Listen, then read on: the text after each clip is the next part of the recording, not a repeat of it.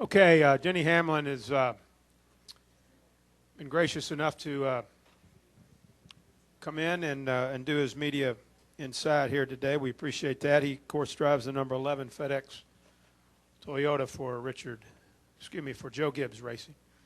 And Denny, talk about it. We're about halfway out the point to the chase, and certainly you've been up in the standings some, and right now, and certainly I know you want to make a strong finish here. Talk about this weekend here at Lowe's Motor Speedway. Yeah, it's definitely looking to try to finish strong and try to get the best finishes we can, and try to get back to what we were doing 2 months ago, and that was finishing at the capabilities of our car. And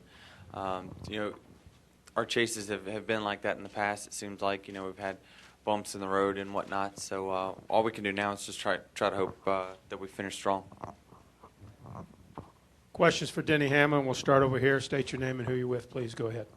Jennifer, AP. How you doing, Denny, after last week? I'm wondering how tough this week was. I saw you had a couple updates where you seemed a little frustrated, beating yourself up a little bit. Yeah, I mean, it's just, it's just one of those things that immediately when it happens, you're just thinking, WTF.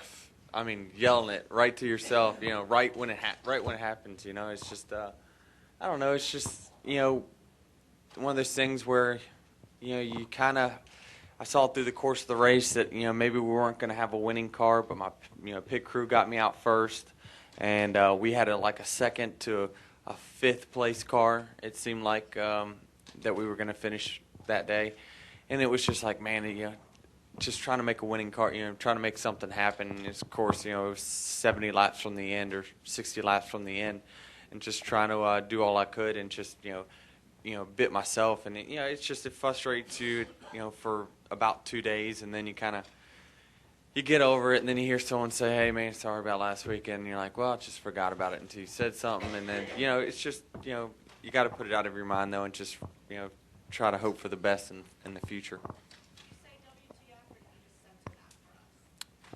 Well, that's the exact words that I said, but I just abbreviated. That's good. Right over here, three questions right here. Chuck Howard, NASCAR Media Group. Denny, I'm not going to bring you down like Jenna did talking about the past. Yeah, she's good at that. We're going to look forward. In a couple weeks, you guys' Super Speedway package has been really good. I think with some races coming up, I think you have a good chance to redeem yourself from last week. Talk about Talladega, the restrictor plates, and your thoughts about going down there. It seems like some guys don't like the restrictor plate races. It seems like you really enjoy them. I mean, you really get you going. Yeah, we run up front a lot on super speedways. We don't have a win, in a points-paying race, but we had a lot of success. We have a lot. It seems like our Talladega package, for whatever, really pushes guys extremely, extremely well. And obviously with having two teammates that are not in the chase, they'll obviously be, obviously trying to win themselves. But if not, they're going to help try to get us a victory and get us the most points possible. So that's going to be a benefit for us. But of course, everyone knows anything can happen, and that's in a position that I'm in right now in the points. I'd love going to Talladega because it's an opportunity for me to make up points if someone happens to have an issue. Go ahead, Mike, and then Steve, and then Claire. Mike Mullen, MikeMullen.net. I've been waiting all week to ask you this question, and it's been nagging me for about 30 years now. You guys can, in the championship chase, you guys can lose 100 points, 150 points by just making one mistake, but you can't hit a home run and get any of those points back. You have to nickel and dime your way back in, and with 11 other guys, there's no way to do it. How would you create a home run so that you would have a shot at maybe winning the race and leading all the laps or something like that? You really need a chance to get back in the chase, or somebody does. Yeah, and that's the problem. That's the problem with it being just 10 races that and something that you got to remind yourself of. And I was like last week. I was sitting there 50 laps before that happened. I almost radioed somebody on the team to say, hey, just remind me to get a good finish here. And I didn't tell anyone to remind me that. Next thing you know, I lose my head.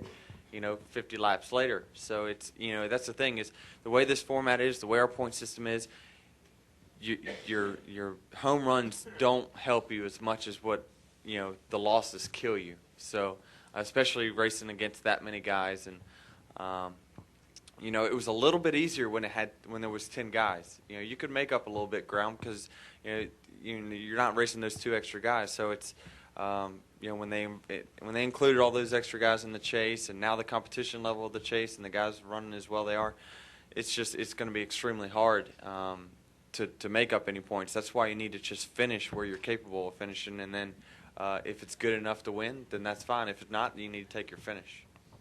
Go Steve and then Claire. Steve Post, MRN Sirius, Around the Track Online. Denny, the Martinsville Speedway next week, double file restart shootout style. What do you expect? I hate to ask about the intensity level because I know the intensity is through the roof, but what do you expect? Is it going to make things even more challenging? Yeah, I mean, we always, the thing about that racetrack is we always have double file restarts anyway because it's the lap cars, on the bottom that we've had there in the past. So I think it's going to be, I don't think you'll see much difference because it seemed like even the lap cars could really hold their own. It's not like on a big track where it seemed like when we had the lap down cars on the inside that we would just kind of all blow by them, but we'd get all strung out.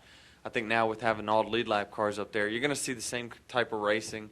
But I think at the end, you may see a little bit more rooting and gouging than what you have in the past between leaders instead of a leader versus a lap car. That's the only difference that you'll see. You'll see guys, hitting each other out of the way for, 4th and 5th and 1st and 2nd or whatever instead of some lead lap car knocking a lap down car out of the way to get to the next guy, because that was the problem with the restarts there in the past is that you get so mixed up in the lap cars you'd never be able to make up any positions. To kind of follow on that to me would raise the intensity because there is some degree of lap cars realizing they're a lap down, and if it got to that, they may cut you a break. You're not going to get any of that from the guy.